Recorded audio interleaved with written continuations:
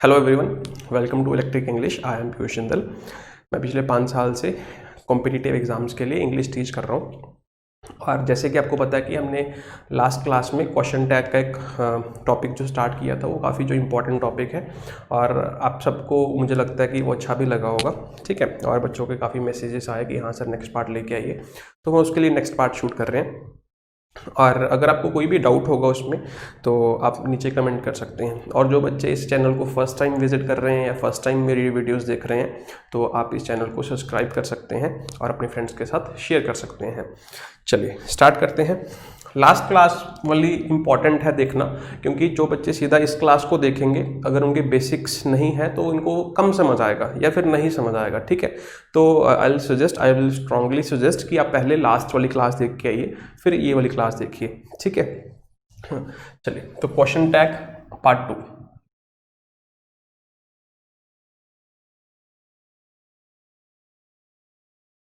तो पहले वाली में हम थोड़ा सा रिकैप कर लेते हैं कि पहले वाली क्लास में हमने क्या पढ़ा था। क्वेश्चन टैग बेसिकली क्या होता है, एक शॉर्ट क्वेश्चन होता है जो किसी स्टेटमेंट को फॉलो करता है। जैसे मैंने बोल दिया कि he has not done it. ठीक है, तो यहाँ पे हम किसी से जब हमें इन्फॉर्मेशन चाहिए होती है तो हम यहाँ पे शॉर्ट क्वेश्चन लिखते हैं, और जो किसको फॉलो करता है, ये किसके बाद आ रहा है, आपने यहाँ से इधर जा रहे हैं ना हम। ठीक है, तो हमने ऐसे पढ़ना स्टार्ट किया, तो आप देख रहे हो कि यहाँ पे ये चीज़ बाद में लिखी है, तो बाद में लिखी है तो यहाँ पे क्या लिखा हुआ है, स्टेटमेंट। तो मतलब वो क्वेश्चन टैग जो है स्टेटमेंट को फॉलो करता है। ठीक है, वो फॉलो कर रहा है उसको। ठीक है, तो हमें यहाँ पे देखना है कि क्वेश्चन टैग क्या आएगा। तो मैंने आपको 2-3 बातें समझाई थी कि क्वेश्चन टैग में हम सबसे पहले कौन सी चीज़ ध्यान रखेंगे कि हम यहाँ पे प्रोनाउंस यूज़ करेंगे। क्या यूज़ करेंगे, प्रोनाउंस। फिर हमने ये भी देखा था कि जो वर्ब की फॉर्म होगी, अब वर्ब की बात कर लेते हैं, जो वर्ब की फॉर्म होगी वो इन्वर्टेड फॉर्म होगी।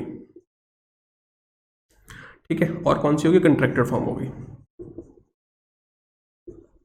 इन्वर्टेड फॉर्म क्या होती है, कंट्रैक्टेड फॉर्म क्या होती है, ये सब कुछ हमने समझा दिया था। और जो वर्ब यूज़ करेंगे वो हम हेल्पिंग वर्ब यूज़ करेंगे, मेन वर्ब यूज़ नहीं करेंगे। ठीक है, अब सिर्फ एक वर्ब को छोड़ के करेंगे मेन वर्ब, वो मैं बताऊंगा कौन सी। ठीक है, तो ये छोटी छोटी बातें, अब इसको हम इरेज कर देते हैं, हम इसमें नहीं उलझेंगे। फिर हमने ये भी देखा था कि यहाँ पे जो क्वेश्चन टैग होगा वो स्टेटमेंट के ऑपोजिट होगा। कहने का मतलब, अगर स्टेटमेंट आपकी नेगेटिव है तो क्वेश्चन टैग पॉजिटिव होगा, अगर स्टेटमेंट आपकी पॉजिटिव है तो आपका क्वेश्चन टैग क्या होगा, नेगेटिव होगा। ठीक है, तो एंड वाइस वर्सा।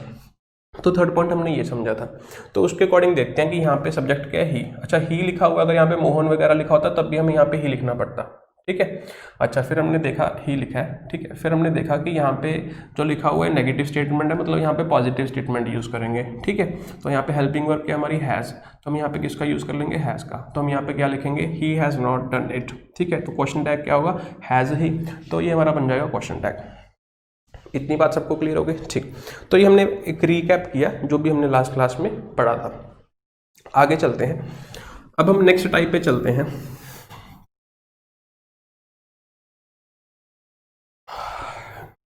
जैसे मैं यहाँ पे एक सेंटेंस लिखूं,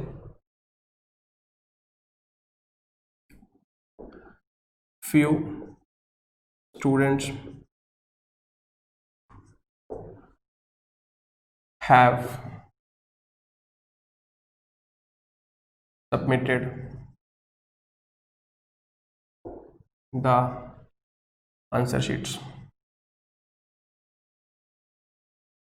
अब इसका हमें क्वेश्चन टैग बनाना है। ठीक है, हमने सेंटेंस लिखा, few students have submitted the answer sheets. ठीक है, तो हमने जब इसका क्वेश्चन टैग बनाना है, कैसे बनाएंगे देखते हैं। पहले एक आधा सेंटेंस जो है हम और लिख लेते हैं। दे हार्डली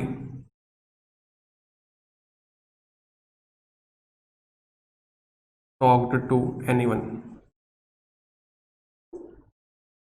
हमने इसका क्वेश्चन टैग बनाना है। ठीक है, अब हमने देखना है, हम यहाँ पे टॉक्ड लिखा हुआ है। ठीक है, तो यहाँ पे हमने देखना है कि इसमें क्वेश्चन टैग क्या आएगा, इसमें क्या आएगा। तो आप पहले 10 सेकेंड्स लीजिए और अपनी तरफ से एक बार ट्राई कीजिए कि क्या आना चाहिए, फिर मैं आपको आंसर बताऊंगा। क्योंकि आपको पढ़ा दिया ना, एटलीस्ट यू शुड ट्राई कि आपको क्या लगता है कि यहाँ पे क्या आएगा। ठीक है, हमें ऑप्शंस नहीं देना चाहता, ऑप्शंस दूंगा तो फिर आप गेस करने लग जाते हो। ठीक है, वो फिर सही तरीका नहीं। ऑप्शंस के साथ तो लास्ट में हमें पता है कि एग्जाम में करना चाहिए। ठीक है, लेकिन अगर आपको इस तरीके से आता है तो इसका मतलब आपको बेसिक्स क्लियर है। ठीक है, तो ट्राई कीजिए पहले वाले में क्या आएगा।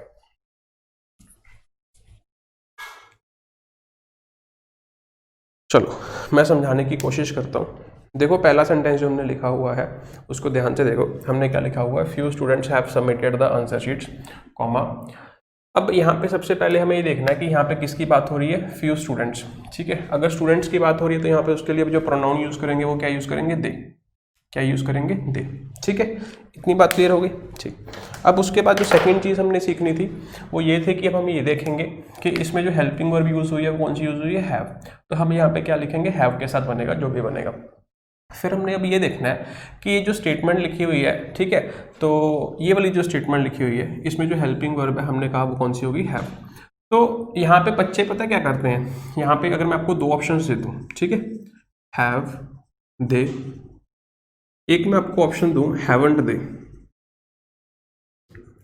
एक मैं आपको ऑप्शन दूं हैव नॉट दे, ठीक है। एक मैं आपको ऑप्शन दूं, अब आपने ट्राई कर लिया, अब आपको बताऊंगा कौन सा ऑप्शन गलत है, क्योंकि बहुत सारे बच्चों के माइंड में होता है कि ये वाला ऑप्शन तो सही है, इसके अलावा बाकी ऑप्शन गलत नहीं है, वो भी मैं आपको साथ साथ में बताऊंगा, ठीक है। हैवंट फ्यू स्टूडेंट्स, ठीक है। तो अब यहाँ पे देखना कि इसमें से वो कौन सा यूज़ करेंगे। तो मैं बता देता हूँ कि देखो पता क्या होता है कि जब आप कोई भी इंग्लिश को सीखने का एक सही तरीका क्या है कि जो मेरा की पर्सनल ओपिनियन है, अगर आप कभी भी क्वेश्चन सॉल्व करते हैं, क्वेश्चन लगाते हो ना कोई भी प्रैक्टिस वाला, तो आपने चाहे आरसी का क्वेश्चन लगाया, चाहे आपने फिलिंग द ब्लैंक्स का लगाया, चाहे आपने एरर सॉल्विंग का लगाया, चाहे आपने पैराजम्बल लगाया, तो आपको ये पता होना चाहिए कि उन चारों में से ऑप्शन जो सही है वो तो पता होना चाहिए कौन सा है, लेकिन आपको ये भी पता होना चाहिए कि जो गलत है तो वो क्यों गलत है। अगर आपके पास उसका आंसर है, उसका रीजन है, उसके गलत होने का रीजन है, तो इसका मतलब आप सही ट्रैक पे जा रहे हो। लेकिन अगर आपके पास उसके गलत होने का रीजन नहीं है तो इसका मतलब आपका वो जस्ट मियरली एक तुक्का लगा हुआ है, इसके अलावा वो कुछ भी नहीं है, ठीक है। तो इसका मतलब आपका जो आंसर आया वो फ्री का आया, वो जस्ट तुक्के से आया, आपकी नॉलेज ने उसने कोई काम नहीं किया, ठीक है। तो मैं आपको बताऊंगा बाकी सारे गलत है तो क्यों गलत है। अब देखो मैं आपको बताना चाहता हूं कि जो इसका सही आंसर है वो कौन सा है, ये, ठीक। सबसे पहले तो हमें ये सीखना है कि इसमें जो सही आंसर है वो कौन सा, ए। अब बाकी सारे क्यों गलत हो गए ये समझते जाना। यहाँ पे हमें पता चल गया कि यहाँ पे जो प्रोनाउन यूज़ करना था यहाँ पे तो हमने नाउन यूज़ कर लिया, इस वजह से ऑप्शन क्या हो गया, गलत हो गया। फिर सी क्यों गलत हुआ, सी इस वजह से गलत हो गया क्योंकि हमने बोला था कि हम कंट्रैक्शन फॉर्म का यूज़ करते हैं, कंट्रैक्शन फॉर्म तो नहीं है, हैव नॉट की कंट्रैक्शन फॉर्म क्या हो जाएगी, हैवंट, तो इसी वजह से ये भी गलत हो गया, ठीक है। अब यहाँ पे बी क्यों गलत हुआ, बी तो सही होना चाहिए था, वो इस वजह से गलत हुआ क्योंकि यहाँ पे जो स्टेटमेंट लिखी हुई है ये पॉजिटिव स्टेटमेंट नहीं है बल्कि नेगेटिव स्टेटमेंट है। ऑल्दो हमने यहाँ पे कोई नॉट नहीं लिखा, हमें क्या लगता है इंग्लिश में नेगेटिव स्टेटमेंट्स वही होती हैं जिसमें हम नॉट और नेवर का यूज़ करते हैं, लेकिन इसके अलावा लैंग्वेज में और भी बहुत सारे वर्ड्स होते हैं जो नेगेटिव मीनिंग कन्वे करते हैं। जैसे मैं यहाँ पे बोलूँ सेल्डम, मैं यहाँ पे बोलूँ हार्डली, बात समझ आ रही है। मैं यहाँ पे बोलूँ फ्यू, मैं यहाँ पे बोलूँ लिटल, नथिंग। तो ये वाले जो वर्ड्स हैं ना ये भी नेगेटिव वर्ड्स हैं, ठीक है। सेल्डम का मतलब क्या होता है, ऑलमोस्ट नेवर, ठीक है। सेल्डम भी हो सकता है, रेयरली भी हो सकता है, रेयरली भी आप इसको कहते हैं कभी कभी, तो रेयरली भी ऐड कर लो।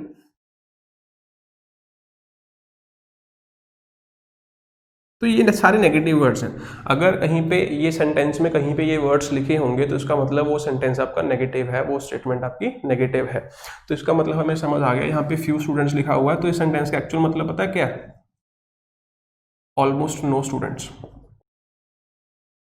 तो अगर इसका मतलब यही है कि ऑलमोस्ट नो स्टूडेंट्स, तो नो बीच में आता गया, तो यहाँ पे आप देखोगे ऑलमोस्ट नो को ही हम क्या कहते हैं, फ्यू कहते हैं। आपने पढ़ा होगा कि फ्यू ग्रामर में आ फ्यू एंड दी फ्यू, ये तीनों आपने पढ़े होंगे। सेम वे आपने little, a little, the little, तो इसमें से ये नेगेटिव वर्ड होता है, ये ध्यान रखना, और ये पॉजिटिव वर्ड होता है। इसके बारे में भी फ्यू वगैरह में डिटर्मिनर्स में हम कभी चर्चा कर लेंगे, लेकिन फिलहाल आपको सिर्फ इतना ही समझना था, ठीक है, कि ये वाले जो वर्ड्स हैं ये नेगेटिव वर्ड्स हैं। अगर ये वर्ड्स नेगेटिव हैं तो इसका मतलब जो इसके साथ वाला क्वेश्चन टैग बनेगा वो हमारा कैसा बनेगा, पॉजिटिव। तो इसी वजह से ये गलत हो जाएगा और ये क्या हो जाएगा, सही हो जाएगा। तो ये बात आपको ध्यान रखनी थी, ठीक है। तो नोट कर सकते हैं आप ये वर्ड्स को जल्दी से, ठीक है। तो हार्डली हो गया, स्कार्सली हो गया, ठीक है, सेल्डम हो गया, फ्यू हो गया, लिटिल हो गया, वगैरह वगैरह, ठीक है। तो इन वर्ड्स को आप क्या है नोट कर लीजिए। अब यहाँ पे आ जाओ, दे हार्डली टॉक्ड, तब आप देखेंगे यहाँ पे भी हार्डली यूज़ किया हुआ है, तो इसका मतलब ये स्टेटमेंट क्या है, नेगेटिव है, तो यहाँ पे जो हमारा क्वेश्चन टैग यूज़ होगा वो पॉजिटिव यूज़ होगा। तो हमें यहाँ पे सबसे पहले दे लिखा हुआ है तो दे लिख लेंगे। और यहाँ पे जो टेंस है वो कौन सा है, V2 है। V2 में मैंने लास्ट क्लास में आपको अच्छे से समझाया था, V2 का मतलब क्या होता है, पास्ट इंडेफिनिट टेंस, और पास्ट इंडेफिनिट टेंस की जो हेल्पिंग वर्ब होती है वो कौन सी होती है, डिड। तो इसी वजह से हम यहाँ पे क्या लिख देंगे, डिड। तो इस तरीके से जो है हमारे ये टाइप जो है कवर हो गई, ठीक है। तो आप इसको नोट कर सकते हैं। इसमें आपको कोई डाउट होगा तो आप कमेंट कर सकते हैं। अब हम बढ़ते हैं नेक्स्ट टाइप की तरफ।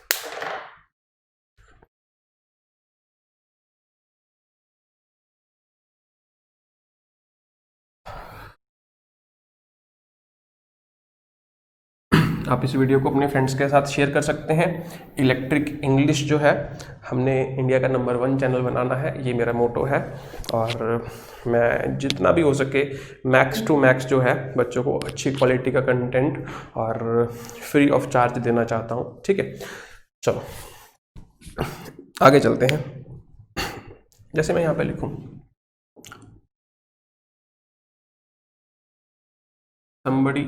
समबडी और समवन में कोई फर्क नहीं होता, चलो समवन लिख लेते हैं, ठीक है। बच्चे इसमें बहुत कंफ्यूजन होते हैं कि आप समवन ही क्यों यूज़ करते, तो हम समवन लिख लेते हैं।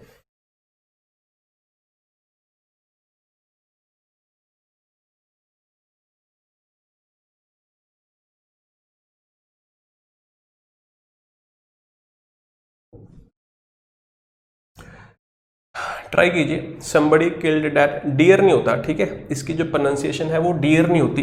डियर की जो प्रोनाउंसिएशन होती है ना, डियर के जो स्पेलिंग होते हैं वो ये होते हैं, ठीक है। डियर का मतलब समथिंग जो प्यारा होता है हमें कोई, ठीक है। Dear ma'am, dear sir, dear father, dear mother, ठीक है। तो डियर हम तभी यूज़ करते हैं जब हमने किसी को पोलाइट वे में कहना हो, जब हमने किसी से रिस्पेक्टेड वे में बात करना हो, फिर हम रिस्पेक्ट वर्ड यूज़ करते हैं, ठीक है। रिस्पेक्टेड सर, तो सर और मैम के साथ हम क्या यूज़ करते हैं, रिस्पेक्टेड। और जब अगर किसी से कोई रिलेटिव है या किसी से कोई एल्डर है या फिर किसी से आपको पोलाइटली बात करनी तो उसके लिए हम डियर वर्ड यूज करते हैं, उसको हम कहते हैं डीर, उसको हम क्या कहते हैं, डीर। जैसे मैं यहां पे लिखूं,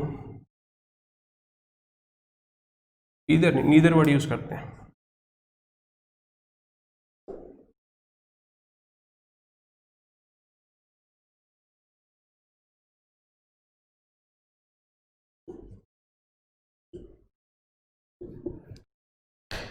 neither was telling the truth, ठीक है। तो पहले के लिए जो मैं आपको ऑप्शन दे देता हूं,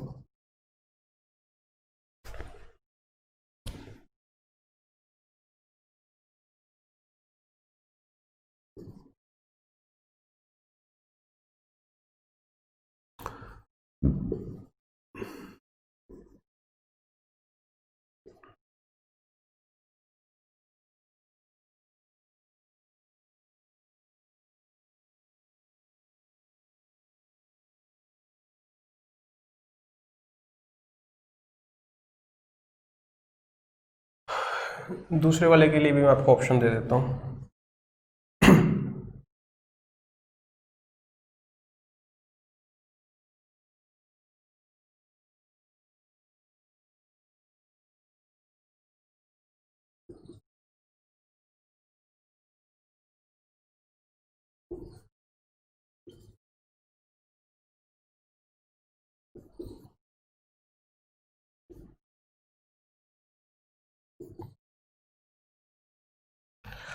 तो टेक योर टाइम, आपके पास 10 सेकेंड्स है, ठीक है। तो आप इसको ट्राई कर सकते हैं।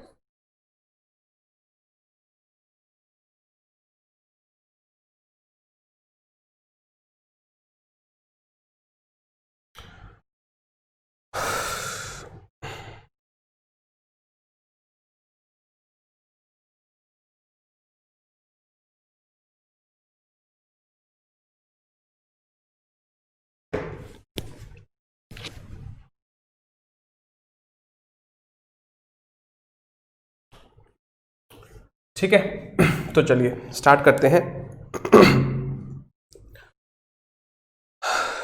देखो आप सबने कोई ना कोई आंसर जो है वो दिया होगा, ठीक है, लेकिन अब ये ट्रिकी क्वेश्चंस आ गए हैं। मैंने आपको बताया था पहले फंडामेंटल जो है वो क्लियर होने चाहिए, उसके बाद हम ट्रिकी क्वेश्चंस पे आएंगे। तो जो ट्रिकी क्वेश्चंस हैं वो उसका मतलब क्या होता है, देखो समझना, ठीक है। सबने, मुझे लगता है कि ज़्यादातर बच्चों ने जो इसका आंसर लगाया होगा वो क्या लगाया होगा, या तो उन्होंने लगाया होगा सी, ठीक है, या फिर जहाँ तक मुझे लगता है उन्होंने आंसर लगाया होगा ए, ठीक है। तो ये आंसर आपने अगर लगाया है तो डोंट वरी, आप सही ट्रैक पे हो, ठीक है। सही ट्रैक पे मतलब आप कॉमन ट्रैक पे हो, ठीक है, लेकिन वहां पे होना नहीं चाहिए। मैं आपको बताऊंगा कि इसका सही आंसर क्या है और क्यों है, ठीक है, ठीक। और यहाँ पे जो इसका आंसर लगाया होगा उसके बारे में बाद में बात करेंगे, पहले ये बता दूंगा, वो अपने आप कर लोगे, ठीक है। लेकिन मैं आपको बताना चाहता हूँ कि पहले सेंटेंस में ना तो आपका सी ऑप्शन है ना ही आपका ए ऑप्शन है, ठीक है, ये ऑप्शन तो है ही नहीं, ठीक है। और फिर मैं आपको ये भी बता देता हूँ कि जो इसमें हमने ऑप्शन यूज़ किया वो ई ऑप्शन भी नहीं है। अब या तो वो बी है या फिर वो क्या है, सी है। सबसे पहले तो हमें एक चीज़ ये समझनी है कि बच्चों को लग रहा होगा कि यहाँ पे किल वर्ड यूज़ कर लिया इसी वजह से स्टेटमेंट नेगेटिव है, नहीं। जो भी कुछ हुआ आप उसमें बता रहे हो, तो जब तक हमने लैंग्वेज में नेगेटिव वर्ड्स का यूज नहीं किया, जैसे कभी मैंने वर्ड्स लिखे थे no, not, never, nothing, hardly, scarcely, barely, few, little वगैरह वगैरह वगैरह, तब तक हम उसको नेगेटिव स्टेटमेंट नहीं कहेंगे। ये पॉजिटिव स्टेटमेंट ही है हमारे लिए। तो अगर ये पॉजिटिव स्टेटमेंट है तो यहाँ पे जो हमारा क्वेश्चन टैग यूज होगा वो हमारा नेगेटिव यूज होगा।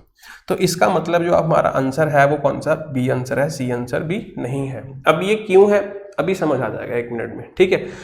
अब हमें इतनी बात तो समझ आ गई कि यहाँ पे पास्ट इंडेफिनिट टेंस यूज कर रहे हैं तो हमें यहाँ पे डिडंट यूज करना पड़ेगा, ये बात हमें क्लियर होगी। अब चक्कर बचता है कि हमने ये वाला जो आंसर है ये वाला क्यों गलत किया, क्योंकि बात तो समवन की हो रही है। अगर समवन की बात हो रही है तो इसका मतलब वहां पे तो ही आना चाहिए, तो वहां पे हमने दे का यूज कैसे कर लिया। चलो अब आप इस चीज को लेके समझना। जैसे मैं एक एग्जांपल लिखता हूं, मैंने यहां पे लिखा एवरीबडी हैज अराइव्ड, समझना, ठीक है। मैंने यहाँ पे लिखा एवरीबडी हैज अराइव्ड। तो इस सेंटेंस में अब देखोगे कि हमने हेल्पिंग वर्ब जो यूज की वो मतलब वर्ब यूज की वो सिंगुलर यूज की, हैव यूज नहीं किया। क्यों, क्योंकि जो एवरी है ना, आपने अगर प्रोनाउन चैप्टर पढ़ा हो तो हम पढ़ते हैं, आपने जिस भी टीचर से जो भी फैकल्टी से पढ़ा होगा तो उन्होंने आपको जरूर बताया होगा कि ये जो ईच और एवरी वर्ड्स होते हैं ये डिस्ट्रीब्यूटिव नेचर के होते हैं। कौन सी नेचर के होते हैं, डिस्ट्रीब्यूटिव नेचर के होते हैं। मतलब एट अ टाइम एक इंसान की बात कर रहे होते हैं, ठीक है, लेकिन अल्टीमेटली रिप्रेजेंट सबको करते हैं। इनकी नेचर डिस्ट्रीब्यूटिव होती है लेकिन अल्टीमेटली ये रिप्रेजेंट सबको ही करते हैं।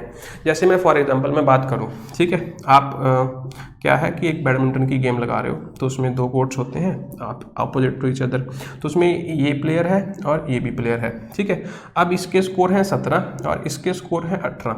तो जो ए है ना, ए ने सर्विस की, ए ने जो है सर्विस की, तो जब ए ने सर्विस की तो पहले जो उसने जो स्कोर बोलने वाला था उसने बोला 17-18, ठीक है। और जब ए ने सर्विस की तो ए ने 1 पॉइंट स्कोर कर लिया तो उसका +1 हो गया। तो उसके बाद जो स्कोर अनाउंस करने वाला है वो क्या बोलेगा, 18 ईच, क्या बोलेगा 18 ईच। ईच का मतलब क्या है कि 18 ही इसको मिल गए, 18 ही इसको मिल गए। ये तो आपने सुना होगा ना कि 18 ईच बोलते हैं। तो ईच का मतलब डिस्ट्रीब्यूशन होता है। जब हम चीज़ों को डिस्ट्रीब्यूट करते हैं तब हम ईच और एवरी वर्ड का यूज़ करते हैं। बाकी डिटेल में प्रोनाउन वगैरह में पढ़ लेंगे, फिलहाल आपको सिर्फ इतना मोटा मोटा समझाना था। जब हमें इतनी बात समझ आ गई तो थोड़ा सा आगे चलते हैं। अल्टीमेटली सबको रेफर कर रहे हैं। अब यहाँ पे हमने एवरीबडी वर्ड यूज किया। अब जब मैं कह रहा हूँ कि एवरीबडी हैज अराइव्ड, हमने हैज इस वजह से यूज किया क्योंकि इसकी नेचर डिस्ट्रीब्यूशन वाली है, इसके अंदर डिस्ट्रीब्यूशन भरा हुआ है। लेकिन अल्टीमेटली डिस्ट्रीब्यूशन तभी करोगे ना वहाँ पे जब लोग एक, मैंने कह दिया कि सिनेरियो है, इस सिनेरियो में सिर्फ एक इंसान है, क्या यहाँ पे डिस्ट्रीब्यूशन होगी, नहीं, वो तो पहले ही सिंगल है। फिर मैंने कह दिया एक सिनेरियो और है, एक सिनेरियो और है, इसमें बहुत सारे लोग हैं। अब डिस्ट्रीब्यूशन किस में कर पाओगे, ए सिनेरियो में या बी सिनेरियो में, बी सिनेरियो में ही डिस्ट्रीब्यूशन कर पाओगे ना। डिस्ट्रीब्यूशन कहाँ पे होगी, जब लोग ज़्यादा होंगे। तो ये बात आपको समझ आ गई होगी। तो इसका मतलब अगर मैं कह रहा हूँ कि एवरीबडी हैज़ अराइव्ड, तो इसका मतलब ये है कि हम क्या कहना चाहते हैं। मैं आपसे ऑप्शन पूछता हूँ, मैं क्या कहना चाहता हूँ, ही हैज़ अराइव्ड या फिर दे हैव अराइव्ड। अगर मैं आपसे ऑप्शन पूछूं कि यहाँ पे हमें इसको हटा दो, यहाँ पे हैज़ लगा, यहाँ पे हैव लगा लेंगे। एक और लिख लेते हैं सेंटेंस, यहाँ पे लिखा दे हैव। तो अगर मैं आपसे ऑप्शन पूछूं आप क्या यूज़ करोगे, इसको रिप्लेस करना है, ए सेंटेंस को रिप्लेस करना है, तो कौन सा सेंटेंस है जो सेम मीनिंग कन्वे कर रहा है, ए या सॉरी सी, बी या सी। तो हमें पता है कि सी सेंटेंस है जो ए के साथ मीनिंग कन्वे कर रहा है, तो इसी वजह से अल्टीमेटली रेफर सबको कर रहे हैं। तो ध्यान रखना जब भी आपके कोई ऐसे वर्ड्स आएंगे उसमें या तो क्या लिखा हो, या तो उसमें क्या लिखा हो, एवरी वर्ड हो, एवरीवन, एवरीबडी, समबडी, एनीबडी, ठीक है, और समवन, समवन और एनीवन, ये तो आप समझ रहे हो ना, और ईदर, नीदर, ठीक है, एक्सेट्रा। जब ऐसे वर्ड्स होंगे तो जो इसको रिप्लेस करने वाला प्रोनाउन हम यूज करेंगे वो प्लूरल होगा, ठीक है। इसी वजह से हमने यहाँ पे किसका यूज किया, डिडंट दे। आई होप आपको ये बात जो है वो क्लियर हो गई होगी। तो वही है कि मतलब हर चीज़ के पीछे कुछ ना कुछ रीज़न होता है, तो अगर आपके पास वो रीज़न है तो इसका मतलब क्या है कि आप सही तरीके से जो है चीज़ों को कर लेंगे, लेकिन अगर आप नहीं करोगे फिर दिक्कत हो जाएगी। बात समझ आ गई, ठीक। तो हमें पता चल गया कि इस तरीके से जो है चीज़ों को टैकल करना है। तो यहाँ पे भी देखो कि हम जब कह रहे हैं नीदर वाज टेलिंग लाई, अब नीदर का मतलब क्या होता है, 0 आउट ऑफ 2, लेकिन अगर वहाँ पे 2 लोग हैं तभी तो आप नीदर वर्ड यूज कर पा रहे हो, अगर वहाँ पे एक ही बंदा होता तो आप नीदर वर्ड क्यों यूज करते, फिर तो यहाँ पे सीधा लिख देते ही वॉज नॉट टेलिंग लाई। बात समझ आ रही है। तो इसी वजह से जो इसके लिए प्रोनाउन यूज करेंगे वो भी प्लूरल यूज करेंगे। तो इसका मतलब ये है कि ये ही वाला ऑप्शन कैंसिल हो गया, ठीक है, और दे वाला चलेगा। अच्छा, मैंने आपको भी बताया था नीदर वर्ड पॉजिटिव है नेगेटिव है, नेगेटिव है, तो इसका मतलब ये स्टेटमेंट जो है ये आपकी नेगेटिव है, तो यहाँ पे हम क्या यूज करेंगे, पॉजिटिव। तो पॉजिटिव में हम क्या यूज कर लेंगे, वर दे। तो इसका ऑप्शन होगा डी, ठीक है। आई होप आपको ये बात जो है वो क्लियर होगी। चले आगे, चलो।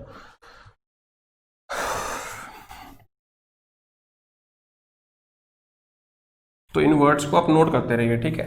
अब साथ में नोट करेंगे तो आपको और भी ज़्यादा क्लियर होगा। अगर आप नोट नहीं कर रहे, सिर्फ आप इसको ऐसे देख रहे हो मूवी के जैसे, फिर आपको ये क्लास जो है हो सकता है कि ज़्यादा फायदा ना करे, ठीक है। तो ठीक है, कोई डाउट वगैरह है तो आप कमेंट कर सकते हैं। चलो आगे चलते हैं।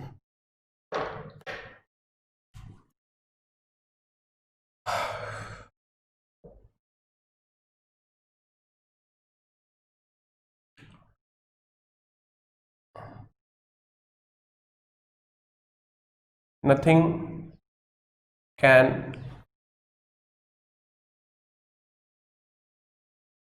कन्विंस हिम, ठीक है।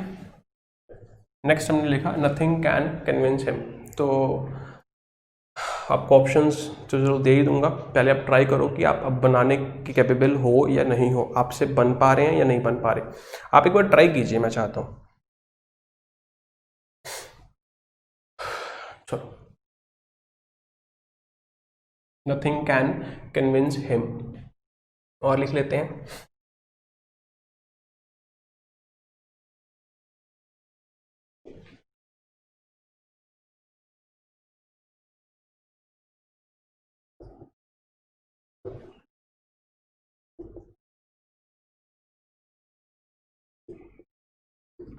Nothing, sorry, something is very disturbing at this place, ठीक है। ये थोड़ा सा ज़्यादा ट्रिकी हो जाएगा, ठीक है, चलो कोई बात नहीं, अब पंगा ले ही लिया तो लिख लेते हैं। सबसे बड़ी दिक्कत तो ये है कि अब इस सेंटेंस को सॉल्व करने के लिए अब आपका कॉम्प्रिहेंशन लेवल काम आएगा, ठीक है। जिस बच्चे का कॉम्प्रिहेंशन थोड़ा सा वीक है उसको ग्रामर बहुत अच्छे से आनी चाहिए, लेकिन अगर दोनों चीज़ें वीक हैं तो फिर इसमें क्वेश्चन में मार्क खा जाओगे, हो सकता है ये तो आप कर लो, ठीक है। चलो बनाने की कोशिश करते हैं। जैसे मैंने यहाँ पे लिखा नथिंग कैन कन्विंस इट। अब जब हम नथिंग, समथिंग ऐसे वर्ड्स यूज़ करते हैं तब हमारा जो प्रोनाउन रहता है वो सिंगुलर रहता है। जैसे मैं वर्ड यूज़ कर लूँ समथिंग, मैं वर्ड यूज़ कर लूँ नथिंग, मैं वर्ड यूज़ कर लूँ एनीथिंग,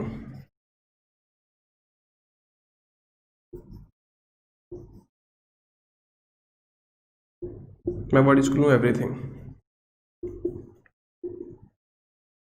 ठीक है। तो इसके लिए हम सिंगुलर प्रोनाउन यूज़ करते हैं, तो सिंगुलर प्रोनाउन क्या यूज़ करेंगे? इट। अब ही शी तो करेंगे नहीं क्योंकि सभी नॉन लिविंग है, ठीक है। तो इसी वजह से हम इसको न्यूट्रल जेंडर मान के तो इसके लिए इट यूज़ कर लेंगे। तो इसका मतलब हम यहाँ पे जो प्रोनाउन यूज़ करेंगे वो क्या यूज़ करेंगे? इट। और इसके लिए भी हम क्या यूज़ करेंगे? इट, ठीक है। अब ऊपर वाला क्वेश्चन तो बहुत ईजी है, हमें पता है कि ये स्टेटमेंट नेगेटिव है तो वहाँ पे पॉजिटिव यूज़ करेंगे, तो पॉजिटिव में हम सीधा क्या लिख देंगे? Can it. इतनी बात क्लियर हो गई? ठीक, बहुत ईजी था। अब यहाँ पे देखना है, ये क्वेश्चन थोड़ा सा ना ट्रिकी है। ट्रिकी क्यों है? जैसे मैंने यहाँ पे बोला कि आई एम टीचिंग,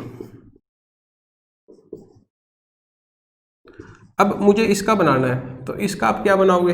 सबसे पहले इसका तो टेंस पता होना चाहिए ना, क्योंकि इसकी हेल्पिंग वर्ब पता होनी चाहिए। अब हमें यहाँ पे पता चल गया कि ये मेन वर्ब है और ये हमारी हेल्पिंग वर्ब है, तो हम यहाँ पे इसका क्या बनाएंगे? तो इसका देखेंगे, ठीक है। तो इसका भी अभी नेक्स्ट टाइप में करेंगे, एम को हटा के यहाँ पे ही लिख लेते हैं, वो ट्रिकी हो जाएगा, वो भी करूँगा, बताऊँगा। ही इज टीचिंग का क्या हो जाएगा? अब हम यहाँ पे क्या यूज़ कर लेंगे?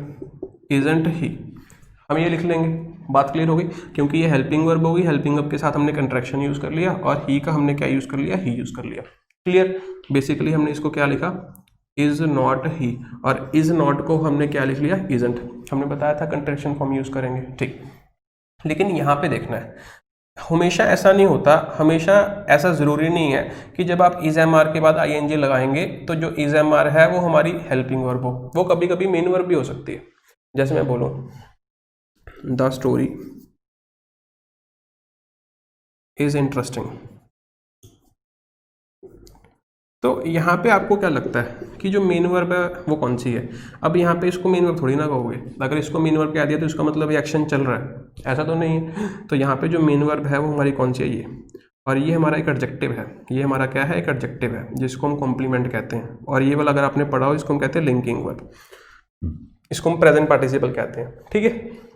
तो जैसे मैंने लिखा था स्टोरी इज इंटरेस्टिंग, तो स्टोरी की डिस्क्रिप्शन है, the story is nice, the story is lengthy, the story is कुछ भी कह सकते हैं, इंटरेस्टिंग कह सकते हैं, द स्टोरी इज बोरिंग कह सकते हैं, ठीक है, द स्टोरी इज फेमस कह सकते हैं, ठीक है, तो कुछ भी कह सकते हैं, द स्टोरी इज इम्प्रेसिव कह सकते हैं। तो ये सारी क्वालिटीज़ होंगी स्टोरी की, तो इसी वजह से इसको हमने क्या कह दिया? एडजेक्टिव कह दिया। लिंकिंग वर्ब का छोटा सा कंसेप्ट है। तो यहाँ पे भी सेम हम कह रहे हैं ना कि समथिंग इज डिस्टर्बिंग, तो यहाँ पे जो डिस्टर्बिंग है ना वो मेन वर्ब नहीं बल्कि ये क्या है? एडजेक्टिव है, ये क्या है? एडजेक्टिव है। और यहाँ पे यही हमारी कैसी वर्ब है? लिंकिंग वर्ब है, और इसी को हम मेन वर्ब कहते हैं। मतलब मेन वर्ब है, इसी को हम लिंकिंग वर्ब कहते हैं। मेन वर्ब है उसी को हम कैसी वर्ब कहते हैं? लिंकिंग वर्ब कहते हैं, ठीक है। अब आपको एक चीज़ का ध्यान रखना है, क्या ध्यान रखना है? अगर मुझे इसका पैसिव बनाना होगा तो इसका पैसिव भी ये बनेगा, इजंट इट। इसका थोड़ी, इसका जो क्वेश्चन टैग बनाना होगा तो वो सेम बनेगा, इजंट इट।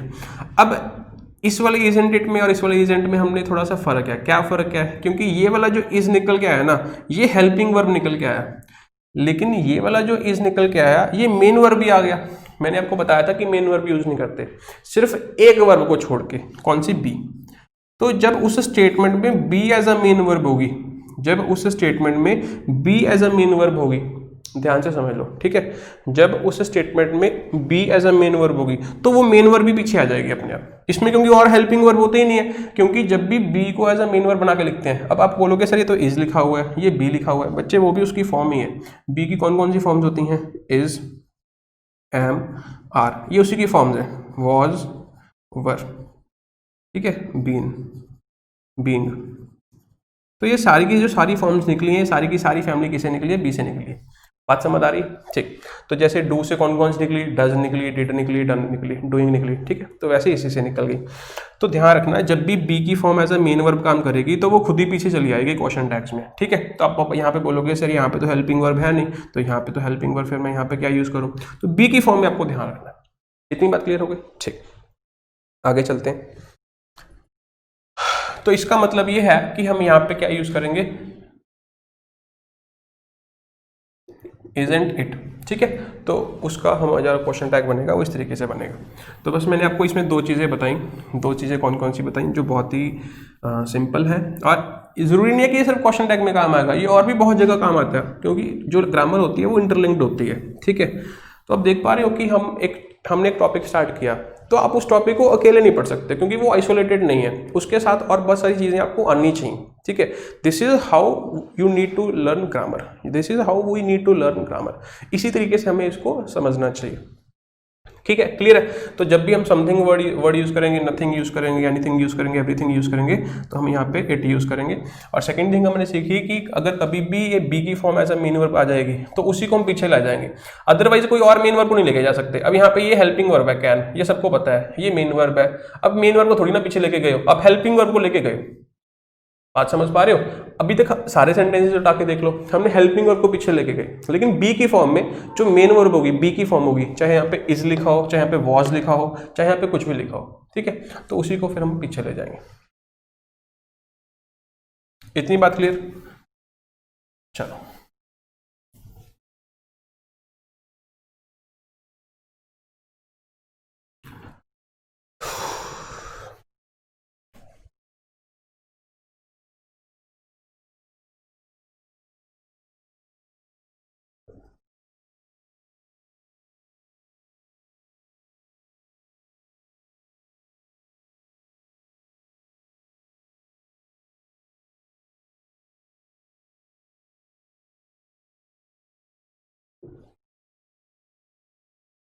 पहला सेंटेंस क्या है? There seems no student in the class.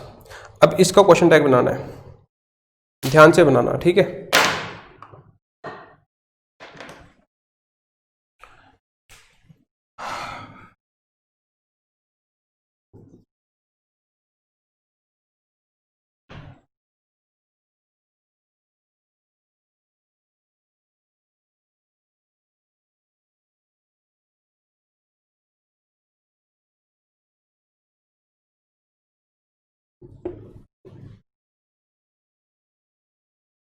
ठीक है,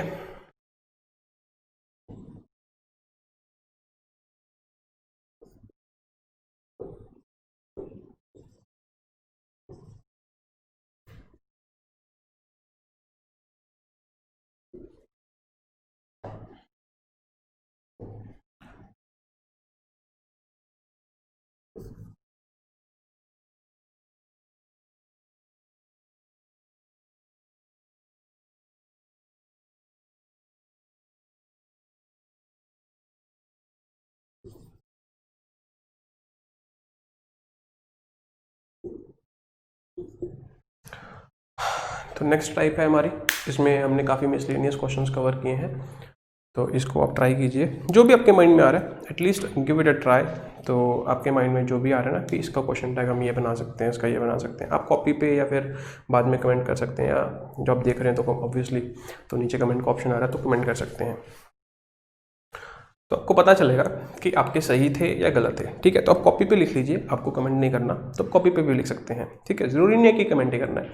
तो आप लेकिन खुद को टेस्ट तो करो कि मुझे ये चीज़ें आती थी या नहीं आती थी, क्योंकि कुछ बच्चे क्वेश्चन टैग को बहुत लाइटली लेते हैं, ठीक है, और ये चीज़ें आपको आनी चाहिए, क्योंकि क्वेश्चन टैग के साथ साथ आप देख पा रहे हो कि हम और भी काफ़ी सारी चीज़ें जो है वो सीख पा रहे हैं।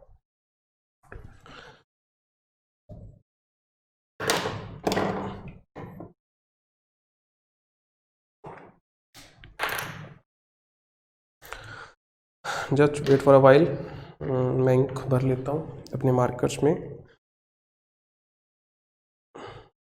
क्योंकि उसके बिना तो गुजारा नहीं, पढ़ाऊँगा कैसे, है ना।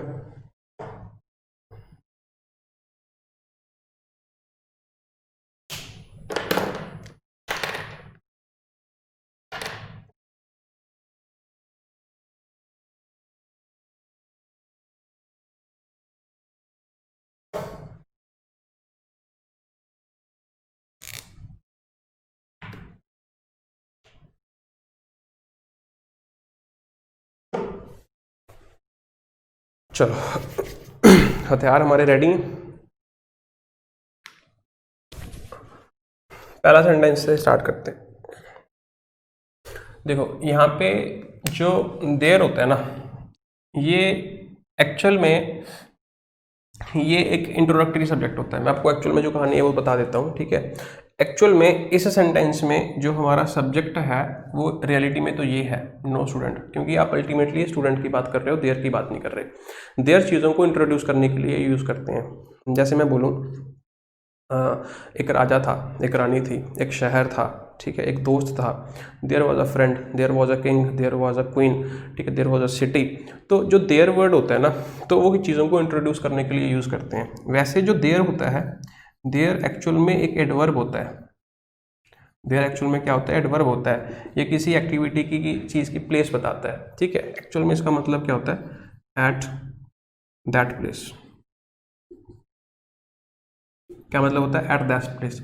और इसके जैसे ही एक और वर्ड होता है हेयर, उसको भी हम एडवर्ब कहते हैं, उसका मतलब होता है एट दिस प्लेस, ठीक है। तो ये बातें आप नोट करते जाएंगे क्योंकि ये काम आएगी, ठीक है। जैसे मैं बोलूँ ही इज वेटिंग देयर, या ही इज वेटिंग देयर, तो जो कह रहे हैं ना ही इज वेटिंग देयर, तो एक्चुअल में एडवर्ब ऑफ प्लेस है जो इस सेक्शन का प्लेस बता रहा है, ठीक है। तो आप देयर को रिप्लेस करके क्या लिख सकते हैं? एट दैट प्लेस, और हियर को रिप्लेस करके क्या लिख सकते हैं? एट दिस प्लेस, क्योंकि उसका मतलब यही होता है, ठीक है। चलो, ये बात समझ आ गई। तो लेकिन जो हमने देखा कि जो एक्चुअल में क्वेश्चन टैग जो काम करता है ना, वो जो एक्चुअल में सब्जेक्ट होता है उसके बेसिस पे काम नहीं करता।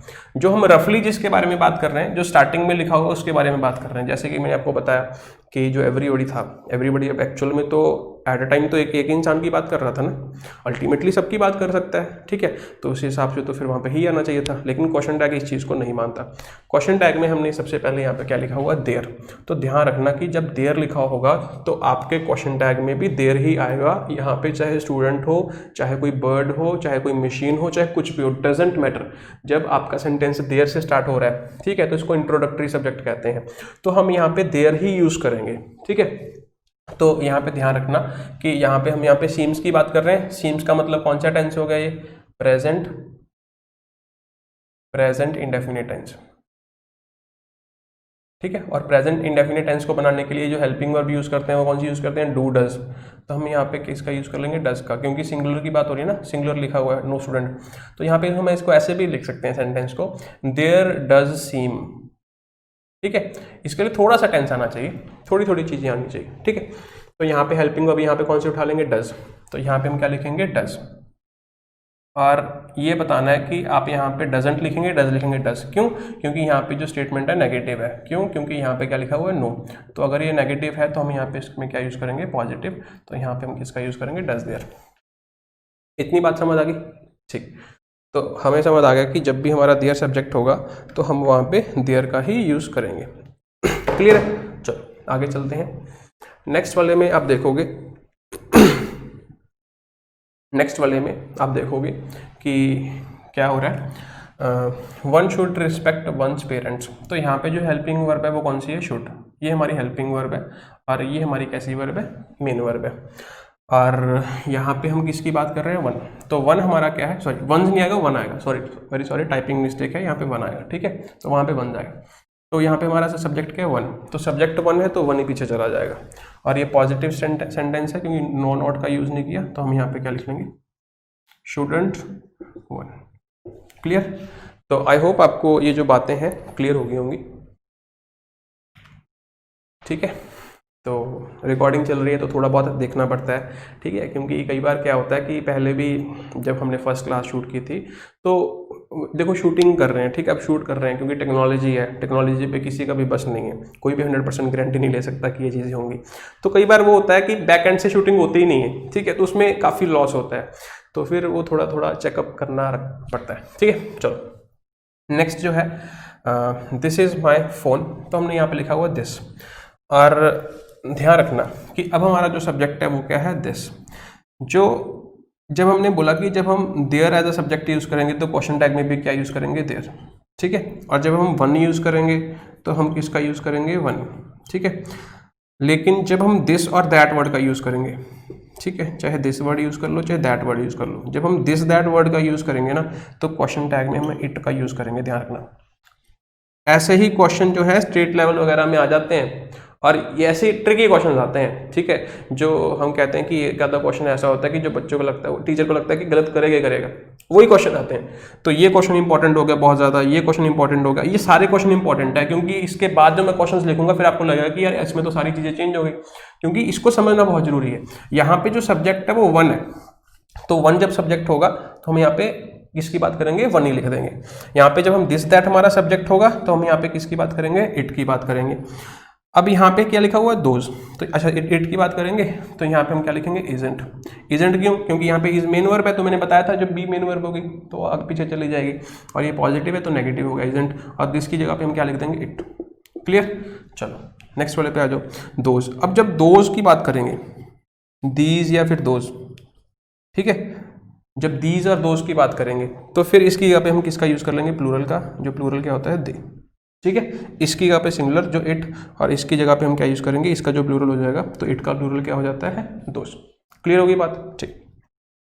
दिस का प्लूरल दीज होता है, जिस बच्चे को नहीं पता बता देता हूँ, और दैट का प्लूरल क्या होता है, दोज होता है। ठीक है, तो सेम वे इट का प्लूरल क्या होता है, दे। क्लियर है, ठीक। मैंने बोला कि ये इसके लिए मुझे प्रोनाउन यूज करना है तो मैं इसके लिए इट यूज करूंगा, दोनों के लिए यूज करना है तो मैं दे यूज करूंगा। ठीक है, तो इस तरीके से, तो यहाँ पे हम दोस्त की बात कर रहे हैं तो हम यहाँ पे क्या लिख लेंगे, दे। ठीक है, और यहाँ पे मैंने बताया था कि ये हमारी मेन वर्ब हो गई, तो अगर ये मेन वर्ब है तो ये पीछे चली जाएगी क्योंकि ये बी की फॉर्म है, तो यहाँ पे नेगेटिव में जाएगा क्योंकि ये पॉजिटिव स्टेटमेंट है, तो यहाँ पे हम क्या लिखेंगे, फरेंट दे। तो आई होप आपको ये बात जो है वो क्लियर होगी। ठीक है, क्लियर है। अब ध्यान से समझ से जाना, जो इसके बाद सेंटेंस लिखेंगे वो काफ़ी इंपॉर्टेंट है, और उसके लिए मुझे ये वाले जो सेंटेंसेस हैं वो डिलीट करने पड़ेंगे। डिलीट का मतलब इरेज करने पड़ेंगे। ठीक है, ये दोनों सेंटेंसेस हम रख लेते हैं क्योंकि फिर भी ये काम आएंगे।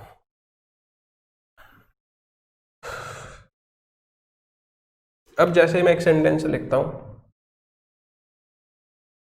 One student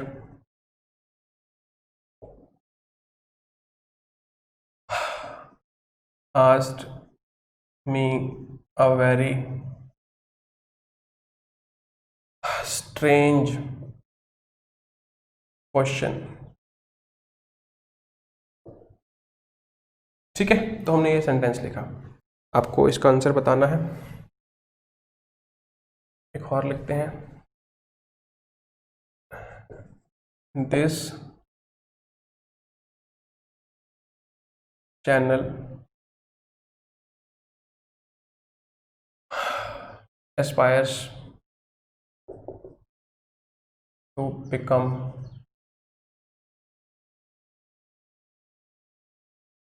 number 1।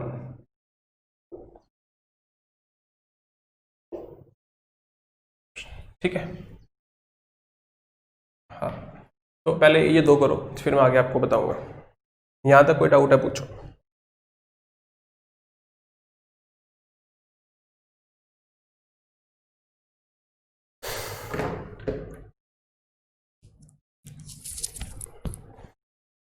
एक्चुअल में जब मैंने ये टॉपिक शूट करना था, मेरे माइंड में चल रहा था कि क्वेश्चन टैग जो है वो यूट्यूब पे पढ़ा देंगे, तो मुझे लगता था यार कि ये टॉपिक जो है 1 घंटे में हो जाएगा, लेकिन फिर मैंने सोचा कि अगर मैं ये टॉपिक 1 घंटे में करवाऊंगा तो वो 20% या 10% स्टूडेंट्स को ही समझ आएगा, क्योंकि फिर मैं सीधा इतनी डिटेल में नहीं करवाता। ठीक है, जितनी डिटेल में मैं अभी करवा रहा हूँ, तो मैं बहुत, बच्चे कहते हैं कि मैं बहुत फास्ट टीचर हूँ। ठीक है, तो फास्ट का मतलब ये है कि मैं बच्चों से कई बार ये एक्सपेक्ट कर लेता हूँ कि यार ये बातें तो बेसिक्स हैं, ये बच्चों को आती होंगी। ठीक है, तो इसी वजह से फिर मैंने सोचा कि यार यूट्यूब पे तो हर कोई देखेगा। ठीक है, जिसको आता है वो भी देखेगा, जिसको नहीं आता वो भी देखेगा, तो यहाँ पे हमें बेसिक्स से पढ़ाना चाहिए, जीरो से पढ़ाना चाहिए। तो इसी वजह से मैं आपको एक एक बात जो है वो क्लियर करके चल रहा हूँ। अभी तक कोई भी ऐसा सेंटेंस है, कोई भी बात ऐसी नहीं है कि जो मैंने बच्चे से एक्सपेक्ट किया हो कि उसको पता होगा। ठीक है, अगर ये एक्सपेक्ट किया भी है तो मैंने वो साथ में फिर भी बताई है। ठीक है, चलो अब जिस बच्चे को ये सेंटेंसेस अभी भी थोड़े से डिफ़िकल्ट लग रहे हैं, तो आप एक काम कीजिए, आप हमने चैनल पे एक वर्ब का चैप्टर डाला हुआ है, 5 घंटे की वीडियो है, उसको देखिए। Verb basics for beginners electric English ऐसे करके सर्च कर लेना, या फिर हमारी प्लेलिस्ट वगैरह में देख लेना। ठीक है, तो उसमें आपको काफ़ी कुछ सीखने को मिलेगा। हेल्पिंग वर्ब कब होती है, मेन वर्ब कब होती है, तो वो बेसिक्स हैं। ठीक है, तो वहाँ से आप स्टार्ट कर सकते हैं, सीखना स्टार्ट कर सकते हैं। और जिस बच्चे को ये नहीं पता कि सब्जेक्ट क्या होता है, ऑब्जेक्ट क्या होता है, तो फिर वो सब्जेक्ट ऑब्जेक्ट वाली वीडियो भी पढ़ी है, तो लेक्चर 1, लेक्चर 2, लेक्चर 3, लेक्चर 4, वो पहले 4 लेक्चर वो देखे, फिर वर्ब वाला चैप्टर देखे, आपका काफ़ी बेसिक्स बन जाएगा। तो फिर अगर आपको कोई कोचिंग नहीं भी लेनी, आप अफोर्ड नहीं कर पा रहे, ठीक है, तो आप इतने काबिल हो जाओगे, मैं इस बात की गारंटी लेता हूँ। अगर आप उसको शिद्दत से उन वीडियोस को देखोगे तो इतने काबिल तो हो जाओगे कि आप कोई बुक उठाओगे तो आपको वो बुक समझ आने लगेगी। चाहे वो किसी भी इंस्टीट्यूट की बुक उठा लो, आपने किसी भी इंस्टीट्यूट से कोचिंग ले रखी है, या फिर आप प्लान कर रहे हैं कि मुझे नोट्स खरीदने हैं, या फिर आपको कोई पब्लिशर की बुक लेनी है, तो बुक खरीद के पढ़ना स्टार्ट करोगे तो वहाँ पर आपको सीधा समझ आने लगेगा। ठीक है, तो आप उनको देख लीजिए अगर आपको अभी भी इसमें दिक्कत आ रही है, अदरवाइज मुझे लगता नहीं कि इसमें दिक्कत आनी चाहिए। चलो एक सेंटेंस और लिख लेते हैं, वन स्टूडेंट भी। ठीक है, ये दोनों सेंटेंस बीच में से हमने हटा दिए।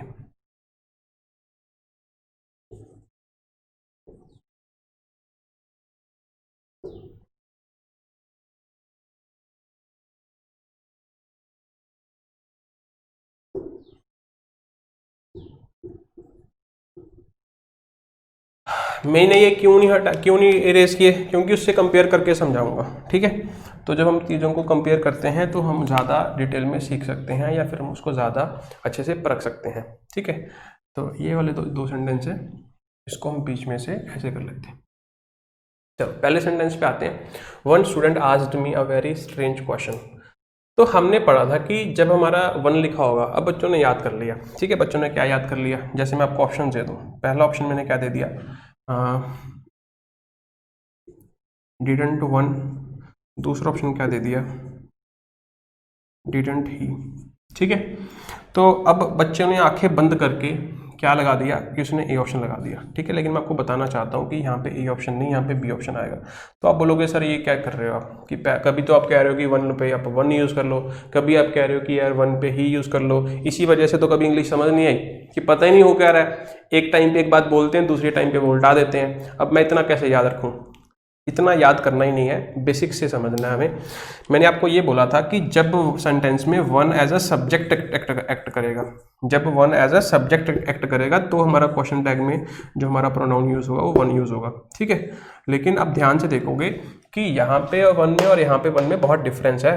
क्या डिफरेंस है, यहाँ पे जो ये वन है, ठीक है, ये जो वन है ये हमारा इंडेफिनिट प्रोनाउन है।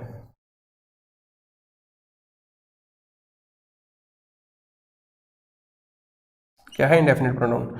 इंडेफिनिट प्रोनाउन क्यों, क्योंकि ये वाला जो वन है ना, क्या इसको आप ये कह सकते हो कि ये आई की बात हो रही है, नहीं। क्या इसको आप ये कह सकते हो कि ये यू की बात हो रही है, नहीं। क्या इसको आप ये कह सकते हो कि ये ही की बात हो रही है, शी की बात हो रही है, किसकी बात हो रही है, आप नहीं कमेंट कर सकते। He can be any of the one, he use नहीं कर सकते। मैंने वही बोला कि ये जो है कोई भी हो सकता है। वन मैं अपने आप को भी कह सकता हूं, ये आपको भी कह सकता हूं, ये स्पीकर और लिसनर के अलावा कोई थर्ड पर्सन भी हो सकता है। तो ये डिफाइंड ही नहीं है। अगर ये डिफाइंड नहीं है तो इसका मतलब ये प्रोनाउन कैसा होगा, इंडेफिनिट। इंडेफिनिट का मतलब दैट इज नॉट डिफाइंड। इतनी बात समझ आ रही है। तो इसी वजह से ये हमारा सब्जेक्ट है। ठीक है, लेकिन यहां पे जो वन स्टूडेंट लिखा हुआ है ना, यहां पे वन स्टूडेंट का मतलब क्या है कि ए स्टूडेंट। यहां पे जो एक्चुअल में सब्जेक्ट है ना वो ये सब्जेक्ट है, ये तो जस्ट उसका नंबर बता रहा है कि कितने स्टूडेंट्स है। जैसे मैंने यहां पे लिख दिया आई नीड वन बुक। जब मैंने लिखा आई नीड वन बुक, तो यहां पे जो वन है ये ऑब्जेक्ट है, ये बुक ऑब्जेक्ट है। बुक इज एन ऑब्जेक्ट, ये तो नंबर बता रहा है कि कितनी बुक है, ये डिटर्मिनर है। और इसको आप रिप्लेस कर सकते हो किससे, ए से, आर्टिकल। और आर्टिकल यहां पे वन का मतलब क्या है, वन, ये वाला वन। लेकिन यहां पे ये वाला वन को हम ये वाला वन कह सकते हैं, लेकिन यहां पे क्या इस वन को ये वन कह सकते हो, नहीं, क्योंकि ये पर्सन को रेफर कर रहा है और ये वन जो है नंबर को रेफर कर रहा है। तो इसी वजह से सब्जेक्ट कौन है, स्टूडेंट। और स्टूडेंट कौन सा पर्सन है, फर्स्ट पर्सन है, सेकंड पर्सन है, थर्ड पर्सन है, थर्ड पर्सन है। क्योंकि अगर फर्स्ट पर्सन होता तो क्या यूज कर लेते, आई। सेकंड पर्सन होता तो क्या यूज करते, यू। थर्ड पर्सन है तो इसी वजह से हमने यहाँ पे क्या लिखा, ही। तो इसी वजह से हम यहाँ पे ए का यूज नहीं करेंगे, किसका यूज करेंगे, बी। तो यहाँ पे हमें लिखना पड़ेगा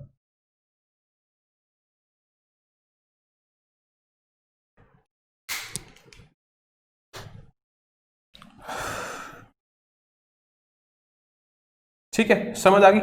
अब सेम केस नेक्स्ट क्वेश्चन में है। तो वही है ना कि हमने जो गलतियां की है उसको सुधारना तो पड़ेगा।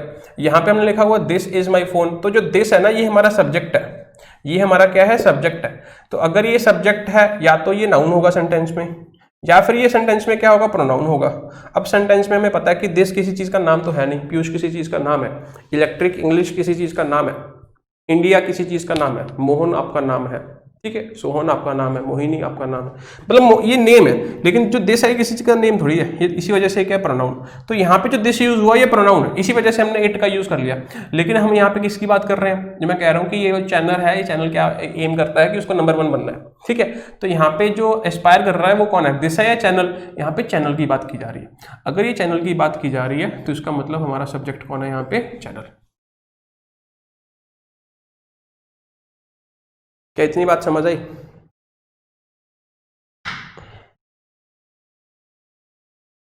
बात समझ आ गई? तो यहाँ पे डिफरेंस है, ऑल्दो हमें पता है कि चैनल के लिए हम इट यूज करेंगे, लेकिन उस इट में और इस इट में फर्क है। ये इट यहाँ पे दिस के लिए यूज हो रहा है और ये वाला जो इट है यहाँ पे चैनल के लिए यूज हो रहा है। तो आप बोलोगे सर इसमें याद क्यों करना है, तो इट तो यूज हो रहा है, अभी बता देता हूँ बच्चे। तो यहाँ पे हम देखेंगे स्पायर्स, तो यहाँ पे हम क्या लिखेंगे, डजंट इट। अब तो कोई फर्क नहीं पड़ा, लेकिन अगर मैं इसको ऐसे लिख देता,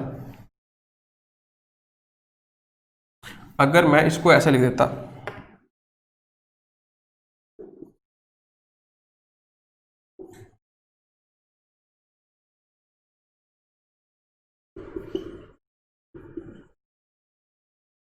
this man is very popular in the town. तो यहाँ पे जो बात हो रही है दिस की हो रही है, मैन की हो रही है, मैन की बात हो रही है। तो अब यहाँ पे जो प्रोनाउन यूज करेंगे वो मैन के अकॉर्डिंग करेंगे, ना कि दिस के अकॉर्डिंग। तो अब हमें यहाँ पे क्या यूज करना पड़ेगा, ही। तो अगर आपने ये याद किया कि जहाँ पे दिस आ गया तो वहाँ पे इट यूज कर लो, वहाँ हार जाओगे। वहाँ पे दिस सब्जेक्ट होना चाहिए, ना कि यहाँ पे दिस क्या है, डिटर्मिनर है। यहाँ पे दिस का मतलब क्या है, दी मैन, डेफिनेट है ना वो। बात समझ आ गई? तो जब हमने यहाँ पे यूज किया तो इसी को पीछे ले जाओगे।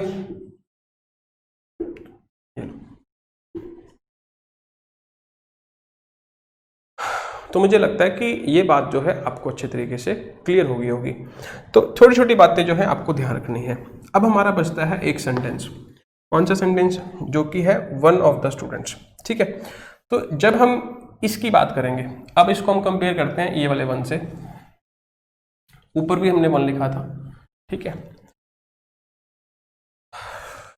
पहले हमने ये देखना है कि जो क्लास है वो कितनी लंबी हो गई।